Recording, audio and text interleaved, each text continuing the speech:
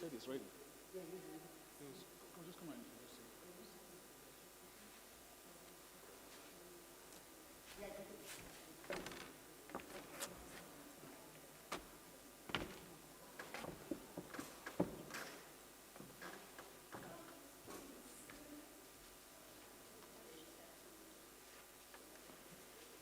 Just introduce him. Okay. All right. Okay. All right. Good afternoon. And good afternoon to those who are streaming in online. Thank you once again for coming for this interesting part, another track of the cannabis session. I'm going to introduce Stephen Bevan. He's actually in Canada. He's going to tell you all the exciting stuff that they've been doing, including enacting frameworks and what should be done and what should not be done. And he's also a partner to El Paso, which is our farm in Cullinan. So Stephen, over to you in Canada, and thank you once again for agreeing to participate. I know it's early hours of the morning, but thank you very much for being part of Africa and wanting to see progress on the continent. There you go, Stephen. Over to you.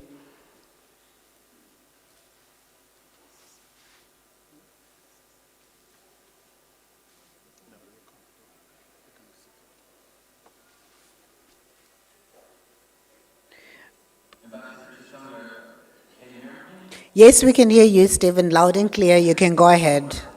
Thank you.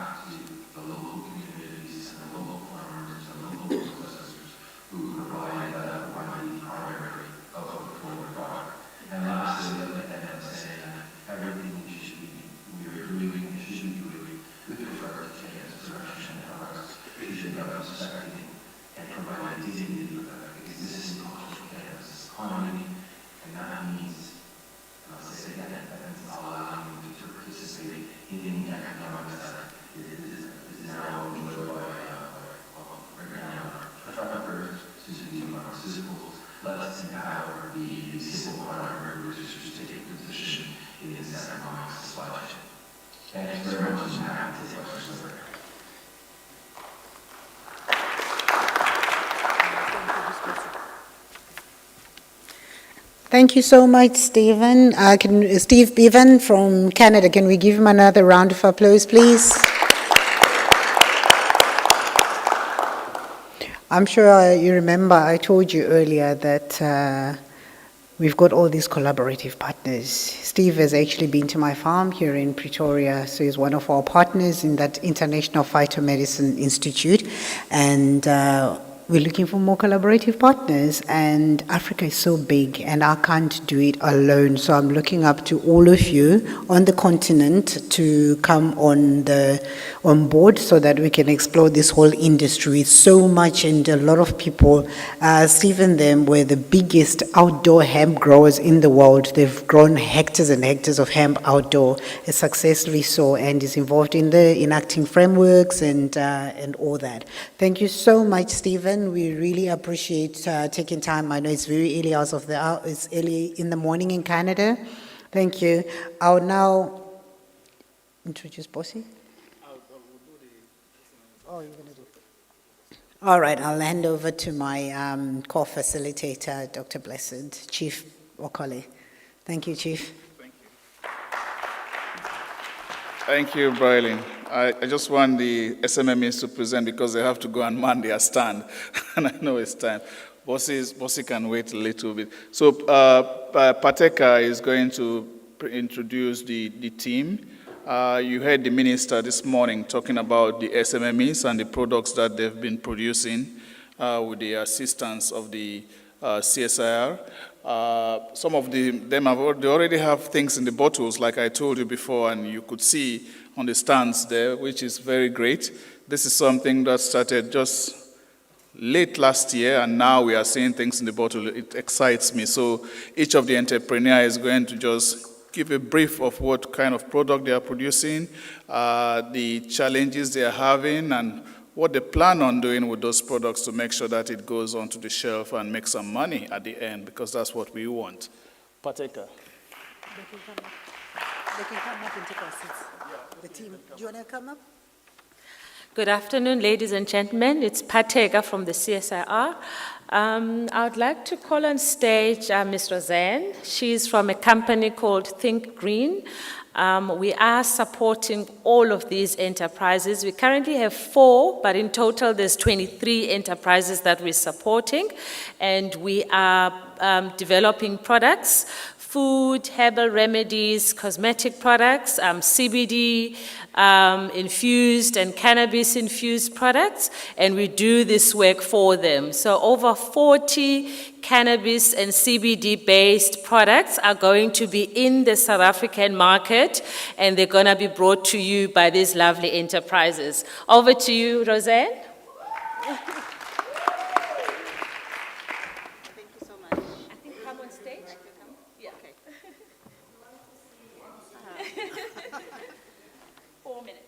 Good afternoon. Thank you so much, Ms. Pateka. My name is Roseanne, representing Think Green. I'm the founder and CEO, and I'm everything I produce.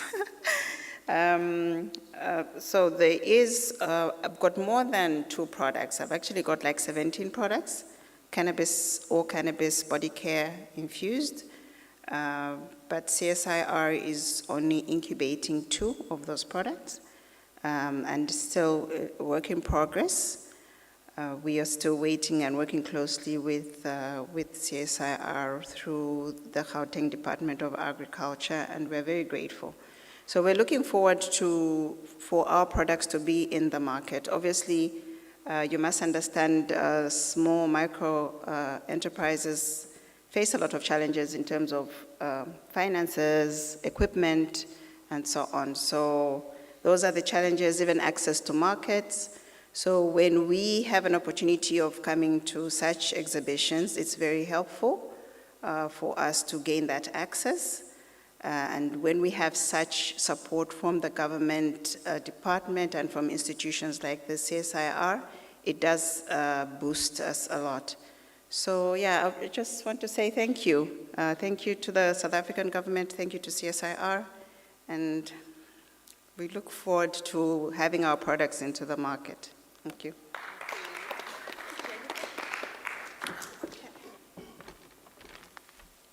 Hi, good afternoon. My name is Jennifer Mashudu Badane. I'm originally from Venda, and I'm a founder for Johan Hems Farm. We've got different products, but for CSIR, we only have 2 products that we're working with them to further develop and get the testing, which is a plus for us. And the other thing that we are actually gaining, it's an advantage for the company, is the fact that we are here now attending BioAfrica 2023 convention because of CSIR. So it actually enables us to network and to interact with the experts in the industry, and we're also learning quite a lot of things. And yeah, the market is still a challenge. We're working around it, and I know that because of the network and this network that we are establishing, it will definitely open a lot of doors. The 2 products that we are exhibiting out there, we got the CBD infused water, which is alkaline and oxygenated. And we also have the scalp treatment oil. And yeah, thank you very much.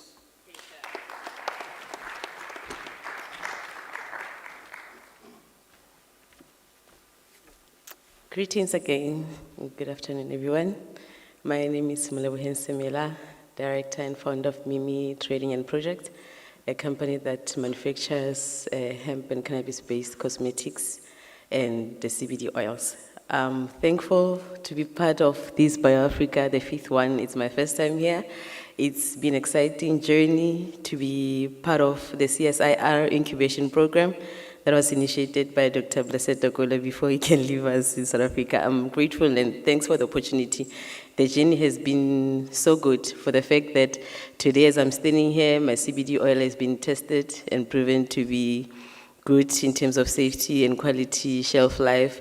That is one product that I am incubated to do with the CSIR in terms of tapping into the international market and export. And also on cosmetics, it's the hemp hair food that has been selling like hot, hot magwinya, you know. So with the CSIR today, I can proudly say it has been tested also, it has been developed, the look, it's nice, the branding, it's all the effort of the Department of Science Innovation and the CSIR, of course. So as an indigenous somebody, it's very good to see that now we are emerging the innovation and utilizing the technology that is out there. Basically, the challenge is that post the incubation, we still need to access the extraction machines that are so costly. We just hope that there can be a way of having the central plant whereby we can always have opportunity or the access to go and extract our material when we are producing post the incubation. Nonetheless, I will say cannabis industry, it is not an industry that is easy to tap in, but because we are always out there looking for the information and opportunities, here we are today, we can proudly say we can be ready to export to either Canada, Israel, or wherever through the incubation program. And I'm also and always grateful to be working with the University of the Free State under the leadership of Professor Matsabisa, because through them, they can testify to see that South Africa, yes, have the local strains that can be actually developed or later be registered to say that we can have all these things happening locally so that when we export, we can know that we're adding value to our products. With that short brief, I can say thank you very much, Ms. Pateka, for all your efforts with your team. It has been good and great working with you guys. Thank you.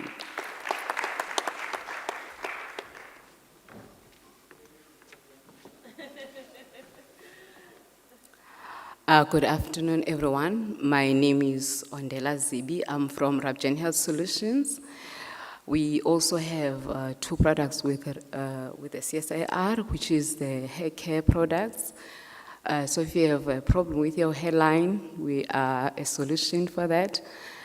Is the challenges that you're experiencing with the products is access to market. But we have prototypes and it is really selling like hotcakes.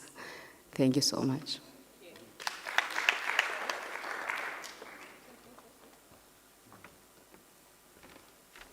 Molweni, good afternoon to everyone. My name is Tabu Madliwa. I'm the director of Umya Wempuma, which means, or translated as Cannabis of the East, of the Eastern Cape in particular. I've been involved in cannabis cultivation, and then I saw a need of doing some value addition, which is important to SMMEs and encouraging other businesses in South Africa in this space. And the need was to bring about products that will help the community and also create much needed revenue within the province and South Africa and in the cannabis industry as a whole. So the two products that we've been working on, firstly, it is muscle and joint cream, CBD and MSM cream, along with anti-aging cream that is packed with goodness. So I'd like to use this opportunity to thank the CSIR, to thank the Department of Science and Innovation, and to thank BioAfrica for inviting us and having us here. I'm not going to be long, so all in all, thank you.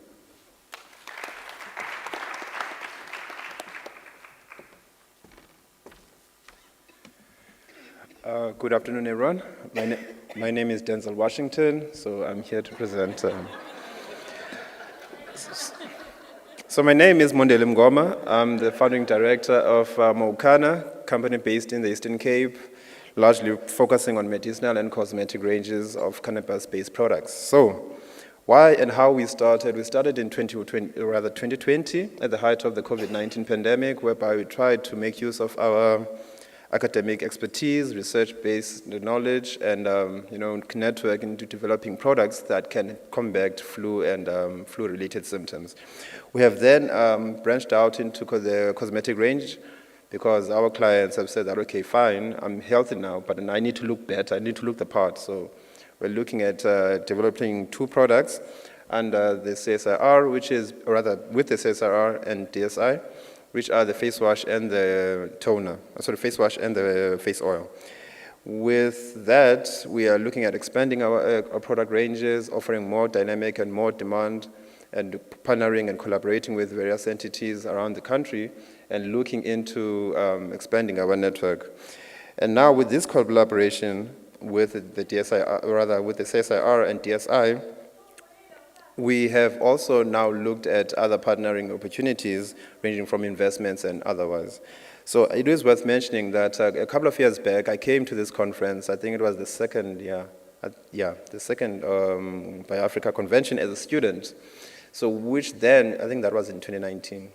Yes, then the conference itself opened up my eyes into what is possible with your research knowledge, getting trust in the various departments, getting as much information as possible.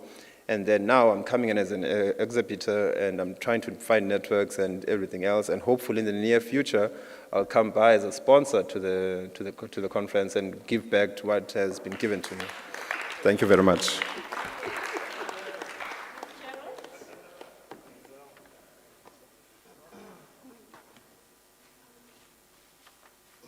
I guess save the best for last. I always thought the first time I'd be on stage, I'd be releasing my mixtape. But, I'm here on a different journey, a different mission, if I can say. The mission is not complete. I wish the seats were more full, but we're on the right mission. A few years ago, I came in as a young man. I've grown much older, as you might tell. I've got one gray hair somewhere. Walked into the CSIR office and saw the honorable doctor there. He probably thought, like, who's this guy? Where's he coming from with these bottles?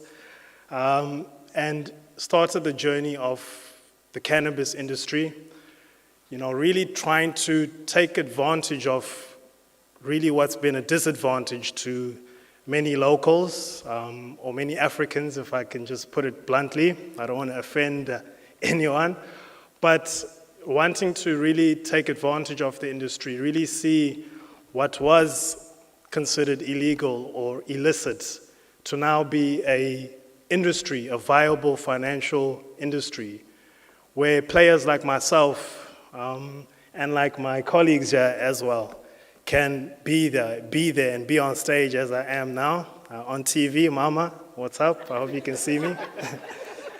But it's exciting at the same time, so we're very excited. Very innovative ideas that are coming out from us as an industry, from us as players. Very new products, interesting products that we see coming out. So we're excited for, I'll say, the next 10 years. I think right now it's the beginning, and we are, the firstborn child, as my sister would say she is. But, being at the start and just watching the whole industry develop and being a part of that development is what we're also excited for. Really looking to change the retail space, introduce some innovative products, some quality products, some delicious products. So if you haven't known or heard about it yet, Pop Soda is a product that you need in your fridge this summer. Delicious beverages. So please look out for that.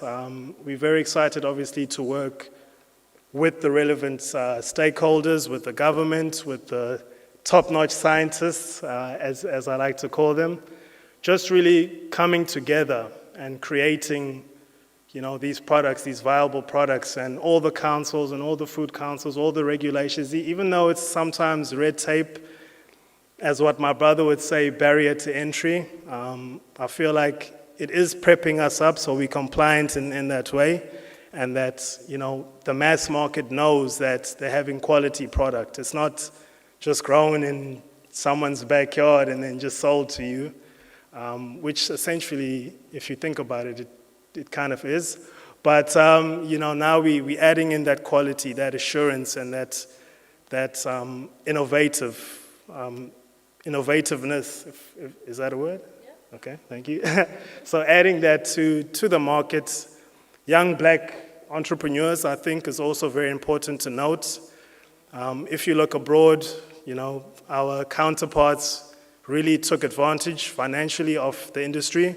So it's about time, frankly, for us as people of color to now take advantage financially and put ourselves in a different position, and our children and our families in a different position. So yeah, quite excited. Looking forward to the next 10 years, not just in Gauteng, not just in Durban or eThekwini, as he's supposed to say it, but throughout SA, throughout Africa. So yeah, quite excited, and I think that's about it from my side. I don't want to go on too long, otherwise it'll turn into a rap song. But yeah, thank you.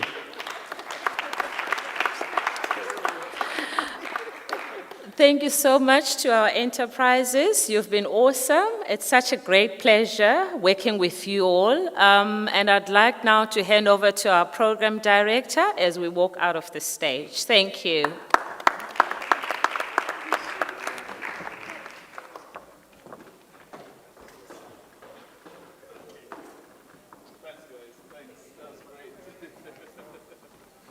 Okay. All right, I told you it's going to be a fun-filled session. Right now, as the last presenter for the day, so we'll try and make it short and sweet. Boshoff is going to give us some talk about hemp, where we are with the industry. He presented last year, but I'm hoping this year things have moved forward, and we're going to listen to Boshoff Muller. He's popularly called Bossy. Bossy.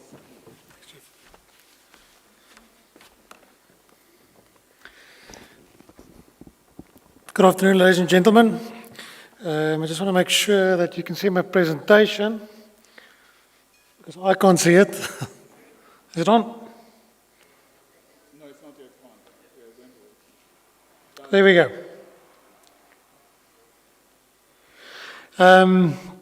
Yeah, thanks again for inviting me back here again, Chief. It's an honor to be back and to see some nice familiar faces. So yeah, I am the co-founder and director of Afrimat Hemp. And yeah, I'm going to try and keep it short and sweet. The topic that I'm going to discuss is industrial hemp, hype or opportunity. And I want to pose a question to you guys and kind of ask you, do you think industrial hemp is it hype or opportunity? I'll give my opinion and then I'll give some questions, opportunity for questions afterwards. I would like to hear your opinion on this topic. Before I dive into it, I want to give you a quick, just a quick overview of Afrimat Hemp. If I can get there we go. So just a quick snapshot of what we've been up to over the last 2 years. We've developed, in 2020, we've developed a South African designed hempcrete block system, which we supply to a building nicknamed the Hemp Hotel in Cape Town. It's officially the tallest hempcrete building in the world, and it's a global flagship project for hempcrete as a building technology. Last year, we were involved in assisting a design and also supplying a hempcrete building system to the first RDP concept house located in Beira, Mozambique. And this was in partnership with Empower, Casa Real and the Dutch government. And the latest update, all this projects that I'm talking about is done with imported material from France and the UK. And recently, we're busy commissioning our S3, which is the first South African designed hemp decortication and process unit, which will be up and running and start to sort of process local material as soon as next month. So we're quite excited about that. But back to the topic of hype opportunity. I've overheard a interview with Marianne Manse, who's a South African adventurer. and he sort of pointed he said something that kind of resonated with me over the last week. And I kind of felt like it was quite sort of useful in terms of the hype or opportunity conversation if I look at where our industrial hemp sector finds itself currently. And I quote, he said, there's an ocean between talking and doing. And for me, that was it's quite an important sort of life lesson, or kind of saying specifically in entrepreneurship as well. There is an ocean between talking and ideas and actually executing and doing. The current reality of our industry is that there's some challenges and there's also some positives. Sorry, I'm just trying to get the slide to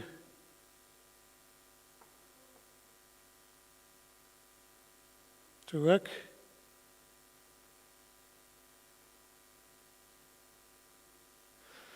There we go. So the current reality, in terms of challenges that we find at the moment, and again, this is just our opinion as a business, trying to get things going in the industrial hemp sector in South Africa. We find ourselves in a very similar position than last year in terms of hemp genetics. Last year there was a lot of excitement and a lot of farmers that were going to plant hemp, and it didn't materialize. Unfortunately, this year we're sitting in a very similar position. And one of those reasons are that local genetics are not developed at scale, industrial scale yet. We still have to import genetics from abroad. There seems to be a bit of a general confusion around hemp genetics and rules and regulations. And also hemp policy restriction in terms of hectareage as well as fencing. I did sort of heard a rumor that those restrictions are going to be sort of eased fairly soon. That sounds quite positive. And then the whole cannabis versus hemp cultivation strategy. We find that there's quite a lot of farmers that contact us that want to supply us with hemp farmed on a cannabis cultivation strategy. So in other words, farmed in tunnels, which it's the input cost versus output just doesn't make sense. So yeah, just a general understanding of the difference between cannabis cultivation and hemp cultivation. I think the positives, there's a big drive from government. There's backing for the cannabis and the hemp industry, specifically the hemp industry. We've seen with the recent Pakisa, there was some good progress that came out of that. We hope to see that in action soon. We do see that cannabis and hemp is an economic priority in South Africa, and policy changes are promised. Again, referring to the recent Pakisa, and I think another positive is local knowledge. There's a lot of local knowledge regarding cannabis in general in South Africa, but also farming. And then the hype, the noise. And I want to kind of just pause on that for a bit. I think the sort of challenge or the flag here is the misinformation. We talk about Google numbers or pricing. And the saying that goes, if it's too good to be true, it probably is. I think that's one thing that I want to caution against. There's a lot of Google numbers and excitement thrown around, but there's a lack of understanding of actually the detail of the value chain and the associated costs that goes within the hemp value chain. And this could lead to pain later.